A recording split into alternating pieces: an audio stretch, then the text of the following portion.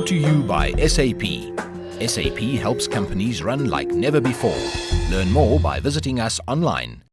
Tiaan, welcome to Tech at Work. Thank you. Now we're going into the last quarter of the year. Looking back, what has the landscape brought us? Well, it's been an interesting year. There have been a lot of changes, a lot of anticipation around legislation that will or won't appear on the horizon. There's been an increase in attacks cyber-wise on individuals, on companies, and it's escalating. South Africa has become an avenue for attack and also a bigger target. So the other countries in the world, in the developed world, are busy boosting their mechanisms to control and prevent attacks.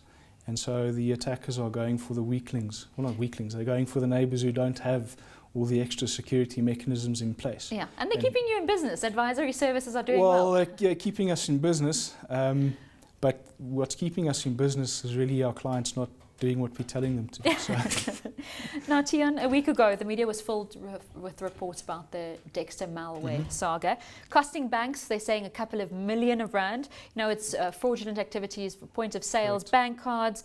Is this proof, but this was mentioned 10 months ago already, is this proof that they're getting smarter and it's getting tougher to mitigate the risks? Well, Dexter is a specific example. What happened is it was rewritten for the South African scenario. So all the protection, or some of the protection mechanisms that use patterns to recognize malware didn't know it was what it was.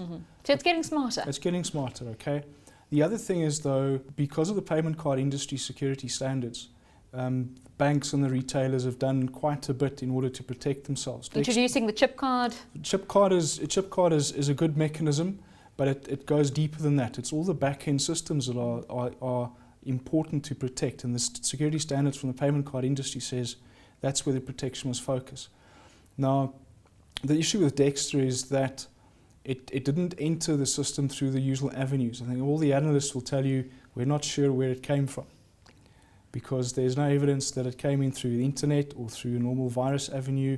Speculation is what happened with Stuxnet. A little memory stick came in, plugged into a POS terminal, or it might have been plugged into one of the back office servers that talk to the POS terminals. It's possible that that happened, and in my view, it's highly likely. So social engineering? Not social engineering, just dumb people.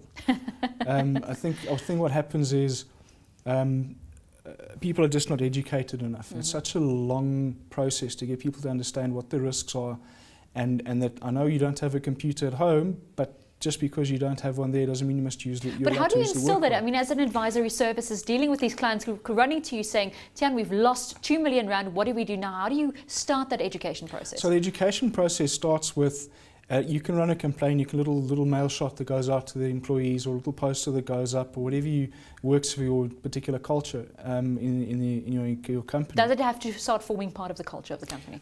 The behavioral change is what's important. There's a lot of security technology. People are your last line of defense. They're your first line of defense. For example, Dexter is an example where the banks would not necessarily have picked up there were fraud being committed. It was cardholders who were complaining about transactions that they did not make. The banks do have specific software that they use to check for unusual transactions. If you're sitting in Johannesburg and there's a transaction in Japan? In Cape Town, yes, especially when they're coming out of foreign jurisdictions and they're not from usual payment sites. So with Dexter, for example, it wouldn't have been an online transaction. It would have been a physical card that was swiped at another business. I think some of them that the banks in South Africa have picked up are card swipes in the US. Now, outside of Dexter, what's the biggest threat to corporates at the moment? I think the biggest threat to corporates is really around what comes in through the people.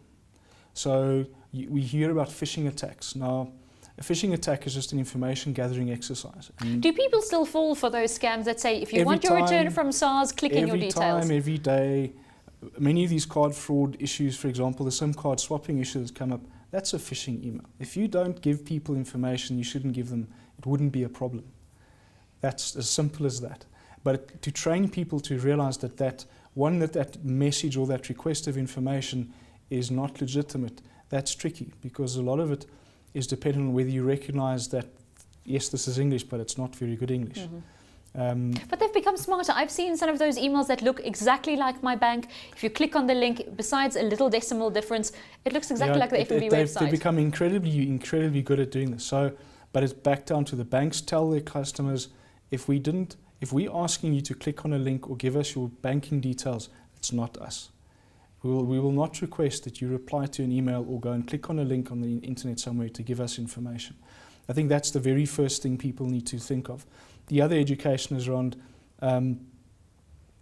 if it sounds too good to be true, it usually is. Okay, and back to what the threats for corporates are, it's those kinds of things. You know, some criminals are continually trying to steal money from corporates.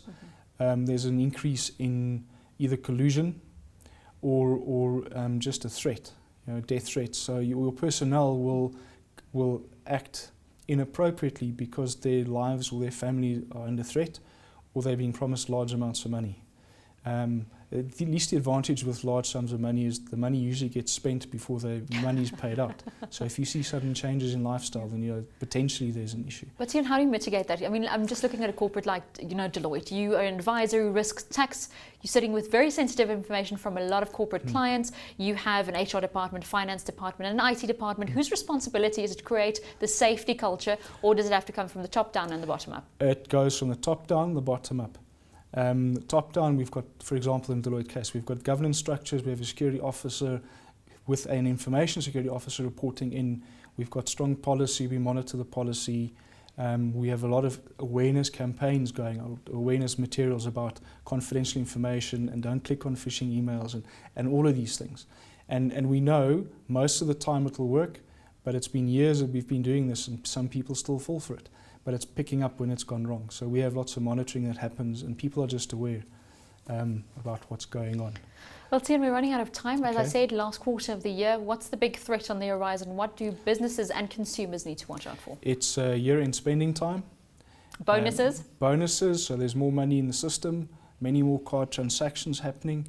So we'll see similar things to last year. We might have another Dexter attack on different organizations this time. Cards will be stolen, card skimming might come. So what do you need to be vigilant? Check your accounts? Check your account, look after your cards, make sure you've got a good PIN. Don't leave your cards lying around when you're making a payment at a retailer or at a restaurant. Make sure that your card swipe happens in front of you. Make sure that you do a chip-based transaction. Try and avoid card swipes, magnetic stripe swipe at the same time as a chip-based transaction. So be vigilant. Tiaan van Schalwyk, thank you very much. Thank you.